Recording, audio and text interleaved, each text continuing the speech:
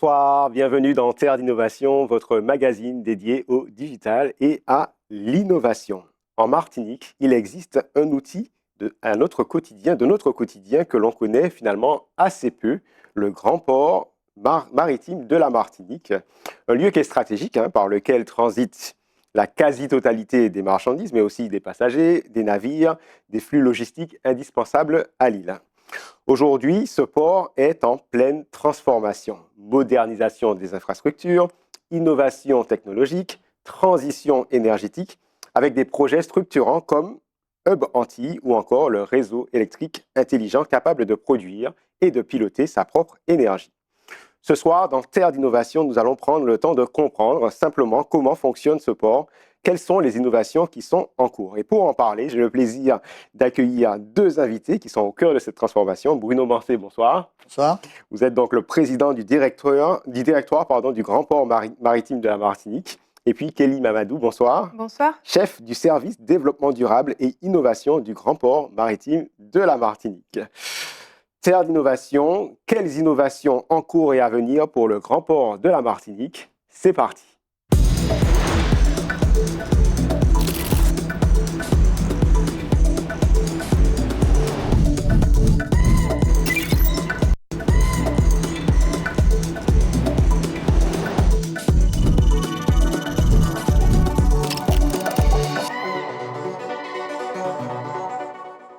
Bonsoir, Bruno Mancé. Bonsoir. Alors, est-ce que vous pouvez vous représenter très rapidement et puis, en quelques mots, expliquer le rôle fondamental du Grand Port de la Martinique, maritime de la Martinique? Alors, pour me présenter personnellement, on ira très vite. Je suis ingénieur de formation. J'ai été industriel pendant 25 ans dans ma vie. Il y a quelques années, j'ai intégré le Grand Port Maritime déjà en tant que directeur d'exploitation pendant 5 ans. Ensuite, je suis passé à l'aéroport parce qu'il y avait en tant que directeur des opérations, notamment pour terminer le grand chantier d'extension. Et puis, le ministère m'a rappelé en 2024 au port pour prendre la direction de l'établissement parce que, comme vous l'avez dit, c'est un établissement en plein développement. Donc, le Grand Port, effectivement, c'est la porte d'entrée de la Martinique. 97% des biens de consommation importés passent par le port. C'est un outil stratégique très important pour le territoire, mais ça nous oblige aussi beaucoup à innover, à être performant et à assurer, à garantir au territoire son autonomie. On en parlera, c'est la bonne émission. Kelly Mamadou, je me tourne vers vous. Donc vous, votre fonction, elle est au niveau du développement durable et l'innovation. Pourquoi c'est important pour le Grand Port de vous avoir, d'avoir cette fonction? Alors, le service développement durable et innovation est un service assez récent au Grand Port Maritime de la Martinique. Il a été créé en 2021, juste après le Covid d'ailleurs, qui a été une période extrêmement bouleversante pour toutes les entreprises, les infrastructures. Et on s'est rendu compte à quel point on était vulnérable face au changement, et en particulier aux grandes transitions qui nous attendent, les transitions énergétiques, les transitions climatiques.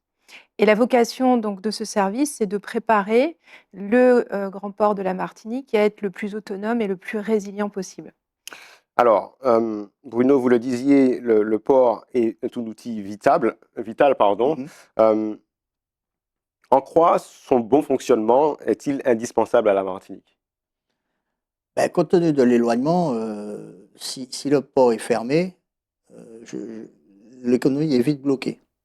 Nous avons une économie qui a une petite valeur. Il y a très peu de possibilités de stocker. Quand on stocke, ça coûte très cher.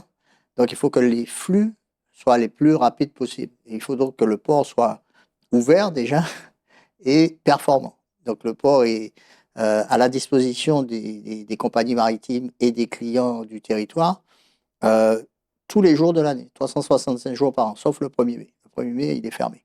Mais il est ouvert tous les jours, de jour et de nuit, si nécessaire. Nous traitons des bateaux la nuit. Donc, c'est impératif qu'on ait cette culture de la fluidité. D'ailleurs, on a été reconnu comme étant le premier port français en matière de productivité, bien avant beaucoup de ports en métropole, parce que chez nous, un bateau n'attend pas, un bateau est traité tout de suite, il a une place à quai, il est traité, et les marchandises sont orientées vers les clients. Donc, c'est C'est capital qu'on ait cette culture de la fluidité de la marchandise. Alors Bruno Mancé parle de fluidité. Kelly Mamadou, c'est quoi les systèmes invisibles, donc qu'on ne voit pas, qui permettent justement à un port de fonctionner au quotidien? Alors, il faut se dire que le port de la Martinique, c'est une ville dans la ville. Donc, on va retrouver l'ensemble des infrastructures dont on a besoin pour faire fonctionner une ville, à savoir des réseaux d'électricité. On a des consommations qui sont importantes, en particulier au terminal à conteneurs. On doit être parmi les 3 plus gros consommateurs en énergie de l'île. Donc, ça mobilise un certain nombre de linéaires de réseaux électriques. On a également des réseaux d'eau, on a des réseaux d'assainissement, on fournit de l'eau aux bateaux, on les avitaille. Donc tout ça sont des infrastructures qui doivent être maintenues. On a également des flux de déchets à pouvoir collecter, à la fois des navires, à la fois des occupants des terminaux, à pouvoir traiter, trier et puis évacuer vers les exutoires, les exutoires adéquates. Donc aujourd'hui, le grand port de la Martinique, sa transition, c'est un peu faire la transition au grand port, c'est représentatif de ce qui doit plus tard aussi être fait à l'échelle des territoires, des intercommunalités.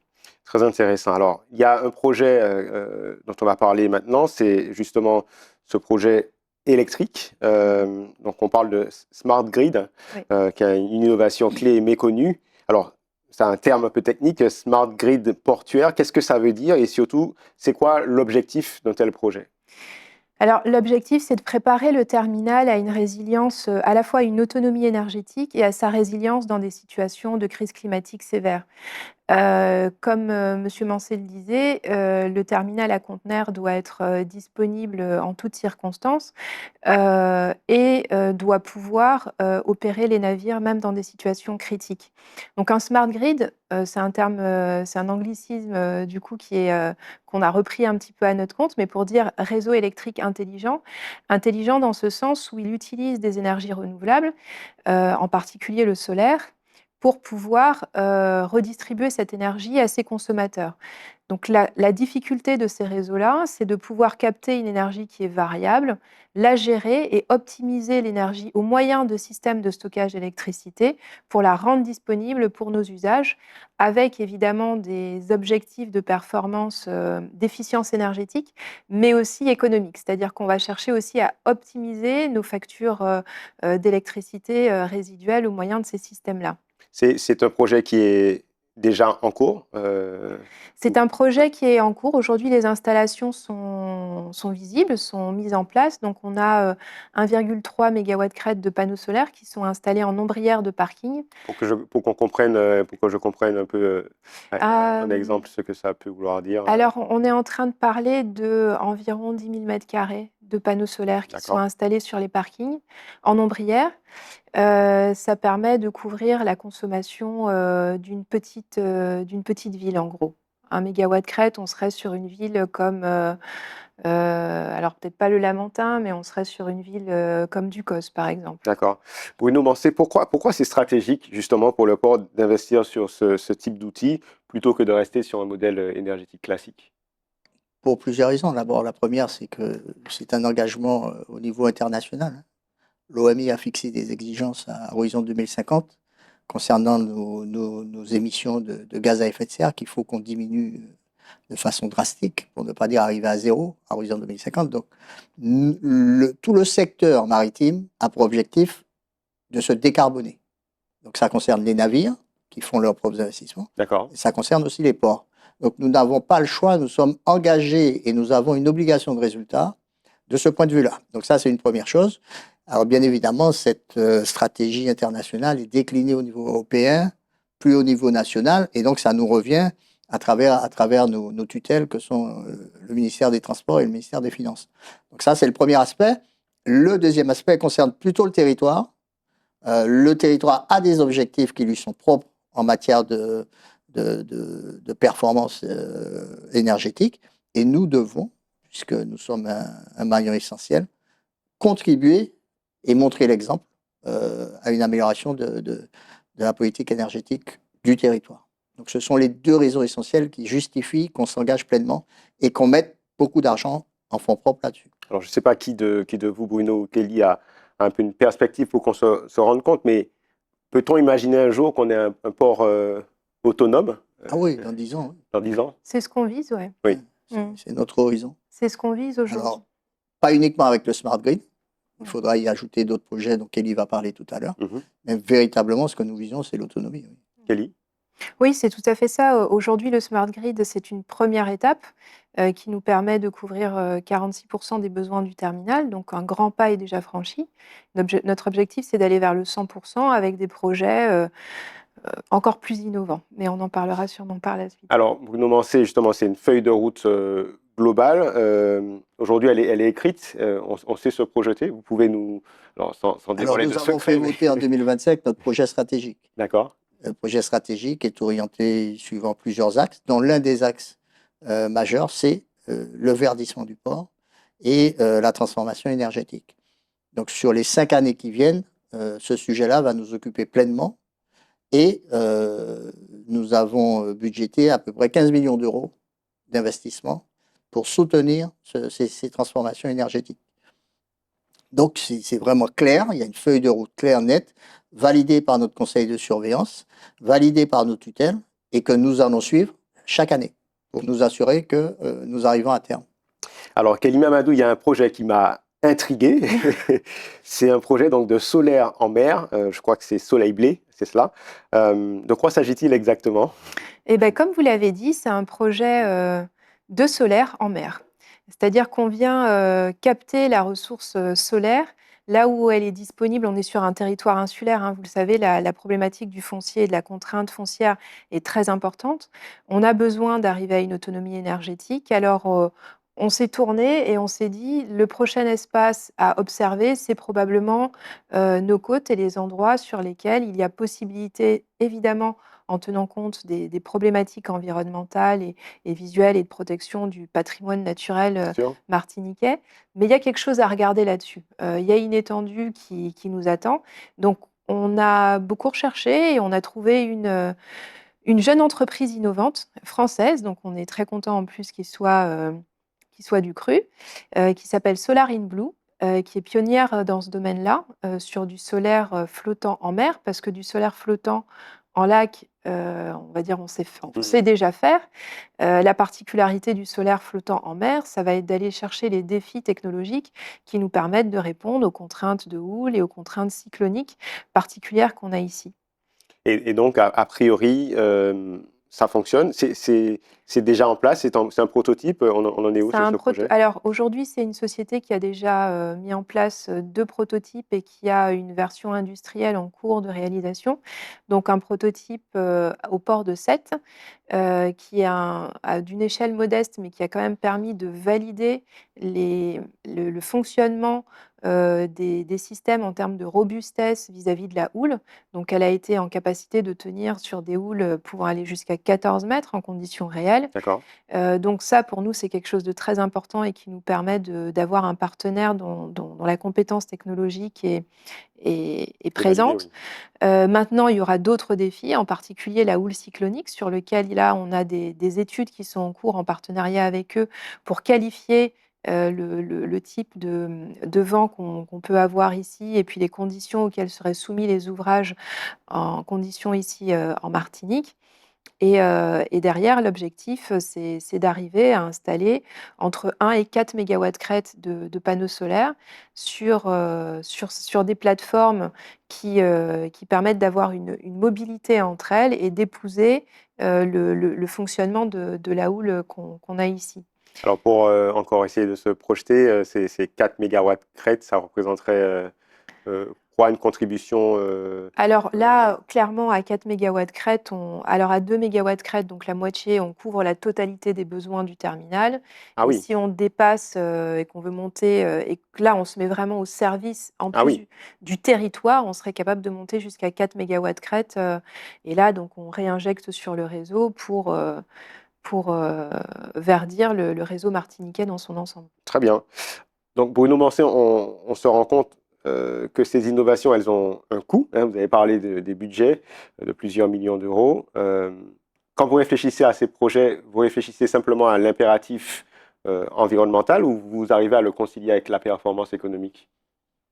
Non, non, c'est évident qu'il faut le concilier avec la performance économique. Pourquoi? Parce que l'avenir du port doit passer par ces missions que nous avons de décarboner, d'améliorer, je dirais, le quotidien des gens. Donc, il nous faut capitaliser sur nos métiers de base et se servir de toute la valeur ajoutée que ça génère pour s'orienter vers des projets comme cela. Mais ce qui est intéressant quand même à souligner, c'est Kelly l'a dit, ce sont des projets qui nous permettent également de faire des économies, donc de diminuer nos charges et donc de générer de la valeur. Hein, quand on dit qu'on va économiser 50% de nos consommations d'énergie fossile actuelles, nous sommes de très gros consommateurs. C'est plus d'1 million d'euros par an d'achat d'électricité chez nous. Donc vous voyez, l'impact est très très fort, 500 000 euros par an. Si nous arrivons à l'autonomie sur ce terminal, ça nous permet d'améliorer notre compte d'exploitation. Donc, c'est un peu vertueux dans la mesure où ces investissements, certes, il faut porter les investissements. Alors, je reconnais que nous sommes très, très bien aidés par l'État là-dessus et la collectivité territoriale. Mais il faut porter ces investissements pour ensuite en retirer des bénéfices en euros sonnants et trébuchants. La dernière petite chose que je voulais rajouter, qu'elle n'a pas dite, c'est que chaque fois que nous faisons nous nous orientons comme ça, nous voulons également servir d'exemple au territoire. C'est-à-dire que le schéma du smart grid ou du solaire flottant, ce sont des schémas reproductibles.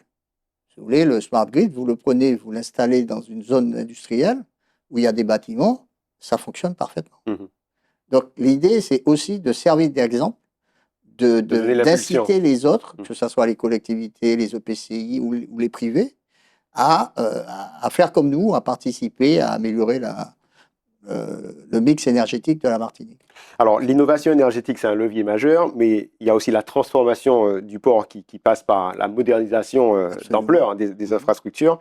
Je crois que ce projet au sein du port, du Grand Port, s'appelle Hub Antilles. Est-ce que vous pouvez nous expliquer simplement ce que c'est et en quoi c'est structurant?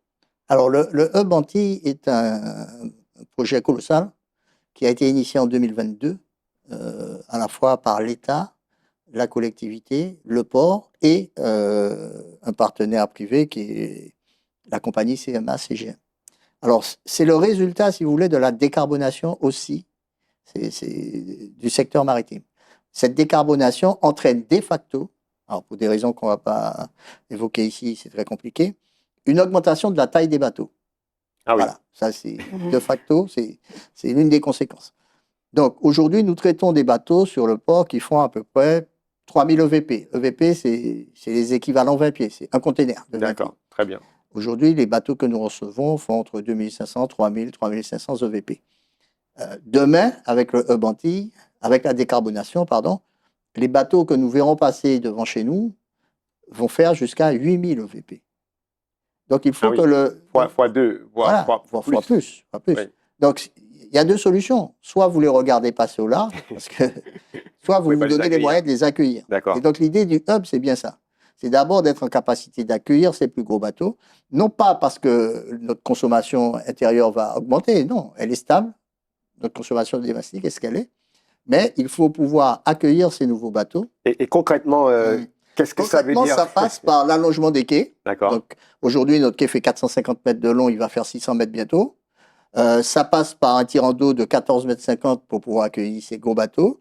Ça passe par un investissement. Le tirant d'eau, c'est la profondeur d'eau nécessaire pour le bateau. D'accord. Ça passe par un investissement de l'ordre de 36 millions d'euros pour l'acquisition de nouveaux portiques plus performants et adaptés à la nouvelle taille de ces bateaux qui sont plus hauts, plus larges. Donc voilà, c'est tous les investissements que nous avons faits. C'est à peu près 120 millions d'euros hors Smart Grid, c'est 130 millions, 131 avec le Smart Grid. J'inclus le Smart Grid dans tout le projet. Hein. Donc, c'est un investissement colossal. Vous collaborez avec la Guadeloupe sur ce projet? Absolument, c'est indispensable. Pourquoi? Parce que ça n'aurait pas de sens de capter des flux ici et d'être en incapacité de le faire en Guadeloupe. Nous avons les mêmes clients, ce sont les mêmes bateaux. Donc, il faut aussi que la Guadeloupe se mette à niveau pour pouvoir accueillir dans les mêmes conditions les mêmes bateaux. Voilà. Alors, le temps passe très vite, mais j'ai une question pour Kelly. Quand je me projette, j'imagine un environnement très masculin et technique. Votre présence montre que les femmes sont capables et sont aussi à des postes stratégiques. Aujourd'hui, comment vous voyez justement cette perception au niveau de la féminisation des métiers dans un outil incroyable comme le port, le grand port de la Martinique? Alors, il y a des femmes au grand port de la Martinique. Il y en a pas, il y en a même qui sont portiqueurs. Maintenant, les métiers tels que ceux qu'on pratique nous, liés à la transition énergétique, sont des métiers qui sont de, de tout temps, des métiers sur lesquels on a une féminisation qui peut être relativement importante.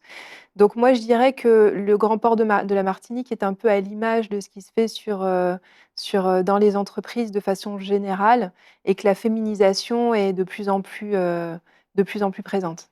Très bien. Bruno, c'est une dernière question pour vous. L'intelligence artificielle, elle est là. Elle est aussi une innovation, alors soit qu'on subit ou soit qu'on intègre.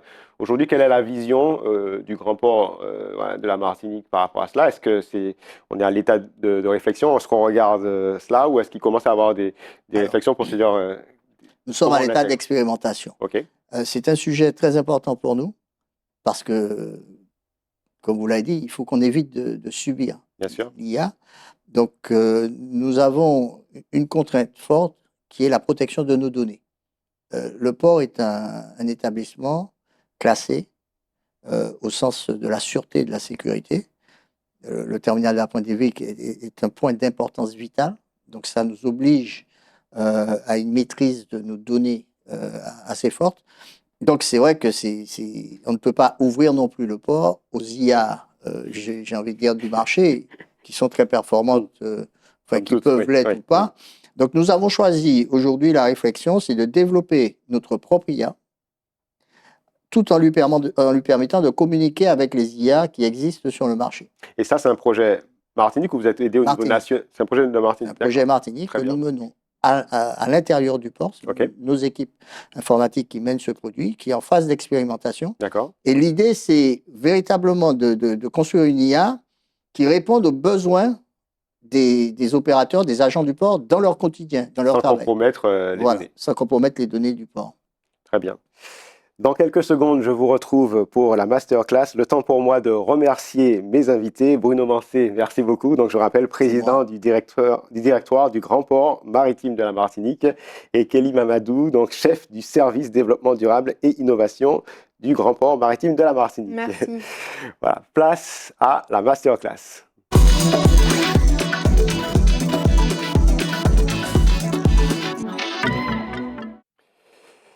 La semaine dernière, je vous parlais de Claude, cette IA générative qui a lancé Cowork, qui est un agent et qui vous permet de réaliser des missions. Et littéralement, vous lui confiez une mission et il va pouvoir déplacer des fichiers, créer des présentations, etc., etc. Aujourd'hui, je vous reparle de Claude, mais pour une autre fonctionnalité que je trouve vraiment intéressante. En anglais, ça s'appelle les skills et en français, les compétences. Quelle est l'idée de Claude? Claude souhaite véritablement s'implanter dans les entreprises et notamment dans nos entreprises. Et ils ont eu une innovation que je trouve assez passionnante, c'est de dire que chaque entreprise, et notamment la mienne, on fait des choses à notre façon. On a créé des façons de rédiger, des façons de traiter un problème client, des façons de parler au client, des façons de vendre, etc., etc. Tout ça, ce sont des compétences internes. Et donc, Claude vous permet désormais d'importer la façon dont vous traitez une problématique au sein de Claude pour que quand vous lui soumettez une problématique, qu'il traite cette problématique grâce à vos compétences. Okay? Donc, c'est quoi la promesse? C'est qu'au lieu d'avoir un résultat un petit peu classique et basique, vous allez vraiment avoir des résultats qui sont hyper pertinents parce qu'ils sont basés sur vos propres procédures.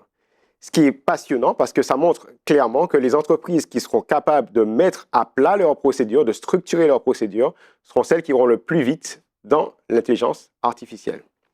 Alors là, sur mon écran, je vous présente Claude. Donc ici, c'est l'interface classique. Et pour activer les compétences, vous allez aller dans la partie paramètres. Donc je clique sur paramètres et donc vous allez avoir quelque chose qui s'appelle capacité. Et quand vous allez cliquer sur capacité, vous allez découvrir plusieurs choses. Un, est-ce que vous donnez la possibilité à Claude d'avoir accès à la mémoire, donc les conversations anciennes, notamment l'historique de vos conversations. Et puis, tout en bas, vous aurez cette partie compétences.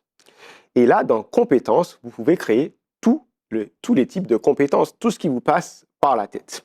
Alors, si vous n'avez pas d'idée, eh bien, utilisez l'IA pour lui poser la question en définissant quelle est votre entreprise et en lui disant quelles seraient potentiellement les compétences que je pourrais mettre sous le capot de Claude pour être efficace.